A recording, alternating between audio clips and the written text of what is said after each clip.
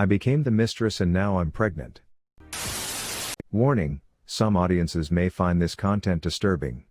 View at your own discretion. Welcome to the House of Reddit. Today, we share some recent r/confessions posted on Reddit. I became the mistress and now I'm pregnant. This is very long. Please no judgment. I hate myself enough right now. I don't know if it's advice I'm looking for, or if I just need to vent, but here it is. The father of my kids and I were together for over 12 years, got together as very young teenagers, before splitting up back in January, about 2 weeks after the birth of our third child. I just turned 28 and he just turned 27.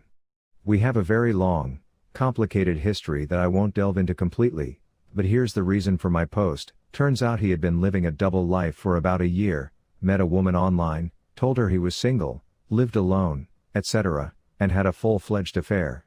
He developed a relationship with this woman, proposed to her but haven't married yet, left me for her. He moved out in March when I found out about it. He didn't tell me about it though, I had to find out myself. But he still lived in the same complex, so I still saw him every day when he would come see the kids. I was heartbroken obviously, but wanted to be civil for our kids, because he is a very good father. We get along much better being apart too. But due to unforeseen circumstances, he was forced to move back in about 3 weeks ago, and we have been coexisting okay. Now, I should mention that this entire time we've still been sleeping together. Stupid of me, I know.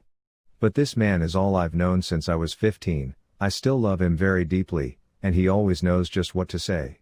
So I became the mistress, and it tore me up inside. I have no excuse for it though, and I know that. His relationship is a long-distance one, and this woman lives in a completely different state, so she only knows the lies he tells her and she only sees him for a few days at a time, every couple months. He's admitted to me some of the lies he's told her, and I've found love letters from her seeing how much she is in love with him too, and I just feel awful for doing what I've done. So I stopped sleeping with him, but only recently. I tried to message this woman once, months ago, to tell her the truth about him, but didn't get to say much before she blocked me without response. I guess I don't blame her, not knowing whatever bullshit he's made up about me to make himself look better. She is 5 years younger than us, has a son, and seems like a very good person, albeit very naive, so I felt I needed to tell her. I hate myself for doing this to someone, when I know how much it hurts. Now here is the real kicker. I'm nearly a week late, and took a pregnancy test last night that came back positive. Our 3 kids are 8 years, 2.5 years, and 8 months old. I should only be about 5 weeks along, but I am so scared to tell him, or anyone. I wasn't planning on having any more children, especially so close together, and I just feel ashamed considering the circumstances. I can't bring myself to have an abortion, I just can't. I've had a miscarriage in the past and it destroyed me. I don't know how to go about this at all, and I'm scared. I guess I just need some support, and someone to tell me that I'm not a terrible person, because I really feel like one.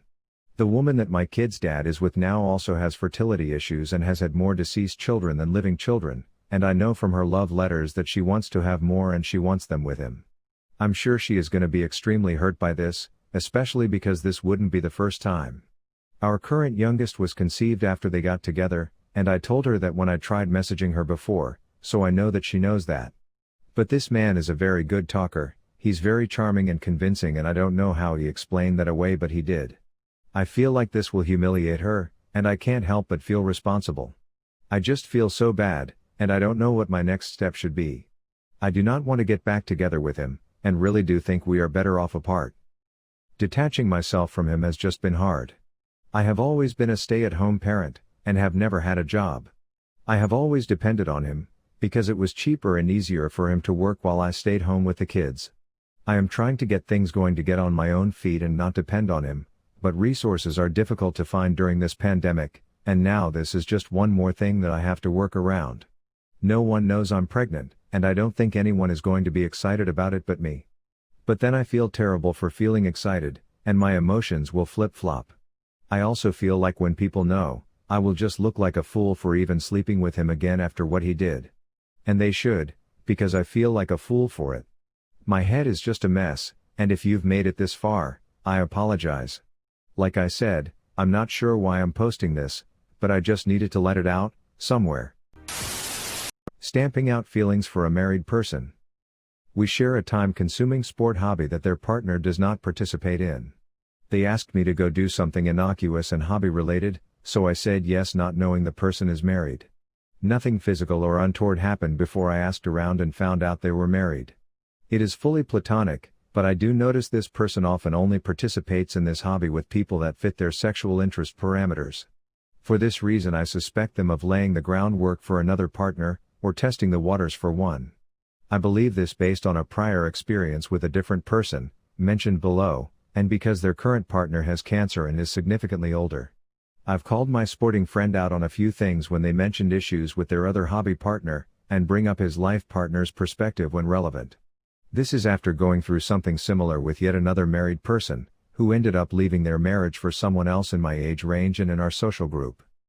I kept my distance while the cheater was seeking a relationship outside of their marriage, and the other person they ended up with didn't keep their distance, maybe because they were also married, so it seemed innocent at first? I don't know. They broke up 2 marriages there, and since I liked both of the home wreckers individually, it was another small chip at my already broken faith in humanity. I already had trust issues before that, and they've worsened. The only reason this isn't on an advice sub is because I know I need to keep this person at arm's length, and due to some of their own insecurities they recently tried to impress upon me, and their limitation of my enjoyment of our hobby, they've helped shake me of the infatuation and remind me that I need to go it alone. I just needed to write it out publicly, for catharsis. 'Cause I feel like I'm right keeping these folks at as much of arm's length as possible. I'm so lost right now. Before I begin, I just wanted to let you all know that I'm a 23-year-old bisexual man. I've only been with women. However, I always found men to be attracted as well, but never really tried anything with one until recently. Anyways, just to keep it short and simple, I went on this website called Dublist, if anyone has heard of it. It basically another website similar to the Craigslist personals. Anyways, long story short, I was not really looking for any hookups, but if it happens to be one I don't mind, but mainly I was looking for a friend with benefits or just simply a friend. I met this amazing guy for the first time ever, at least I thought anyways. We were straight vibing with one another, he was always saying the right words, and to top it all off, he made start to have feelings for him that I never would have thought I would say about another man. He doesn't know that, and he is only 2 years younger. We both like muscle cars and we even work for the same company. Before we met we would text each other just so that we can meet up. Yesterday was the last day I seen him. And I'm going to be honest, we did do some adult activities. However, our conversations we had were something I've never had with any of my previous girlfriends as of today. He even mentioned how his relationship ended so bad that he fell in a depression. Now I'm not sure anyone in their right mind would be willing to go that deep in a conversation. But we did, and I got a sense of guilt of how he was possibly treated. When it was time to go, he sounded very positive that he wanted to meet up again, and so was I. He even wished me a safe drive home. Now that may not mean nothing, but in the back of mind, it shows he cares somewhat. However, I'm not sure if I scared him off or what, but he said he would text back the next day so we can set up a time to meet up Thursday. Now all I said was try and let me know as soon as you can, because myself living farther from him as well as having to pick him up would not want to keep texting him to remind to meet up. I don't know if I sounded too pushy or what, but to me I felt I was being straight up with him that I don't like having to remind others to text me back. Anyways, he wished me a safe drive home. When I got home I was gonna send him a message again saying how I had fun night. Comes to find out he blocked me from his social media because it says pending on Snapchat. I did not think anything of it because maybe it was by accident, so I sent him another message through email, no response, and my last chance was through Instagram. He followed back for a brief minute, then he went back to ghosting me again. I don't want to sound like a stalker and I did not want to act like one either to him, but I feel as if I need an explanation why he is ghosting me, because if you were in my shoes you would think everything went great. My questions to you all is that am I shallow to think that someone from a personals website was really going to really be a friend or friends with benefits? And what should my next step be? Move on, or should I meet up with him at his house to discuss his reasoning and leave on better terms? I feel really lost right now, guys. I've never felt this way ever and it sucks badly. I think I get why people cheat on their partners. Cheating is an incredibly selfish act and I am not condoning it. In fact, I loathe cheaters.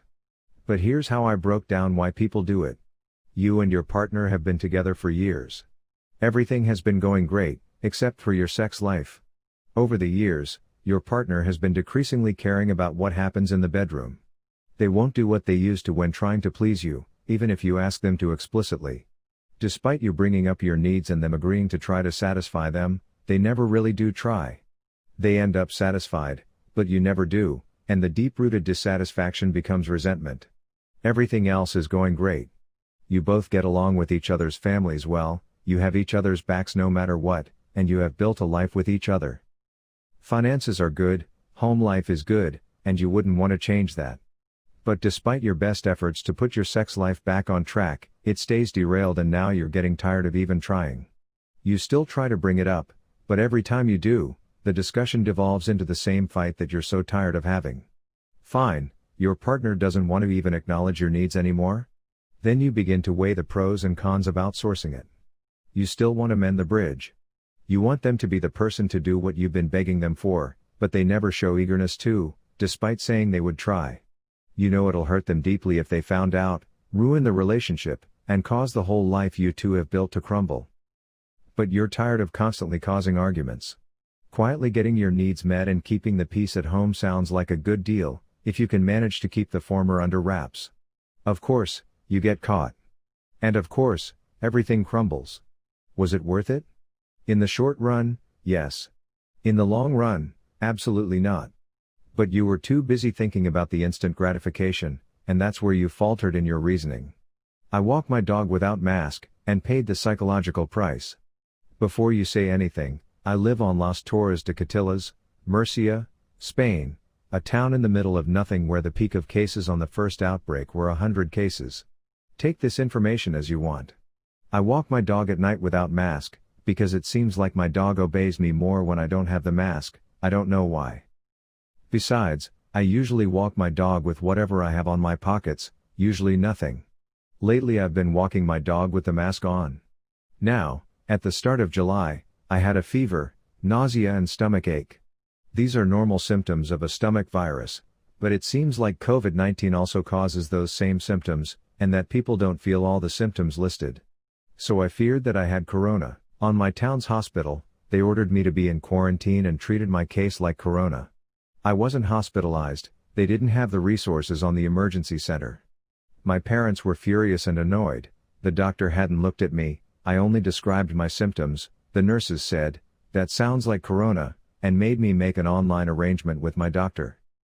That order of quarantine made that my sister from the other side of the country couldn't visit. Remember that on July, Spain had a month to open their frontiers, businesses and everything, nor my other sister's boyfriend's family, from other different side of the country. So we went to the public hospital of the capital of my community to have a second opinion. Spain has healthcare. One of the best in Europe, if I may. On the public hospital they made me tests, physical and blood, and diagnosed me with an stomach virus. Since then, I don't think that you should go without mask and I don't go out without one anymore. I paid my arrogance with fear for my life on the agonizing thoughts that I might have coronavirus. If you enjoy this video, please be sure to like, share, comment, and subscribe. If you have any suggestions for future videos, please let us know in the comments below. Turn on the notifications to know when we post new videos. Thank you for coming to the House of Reddit.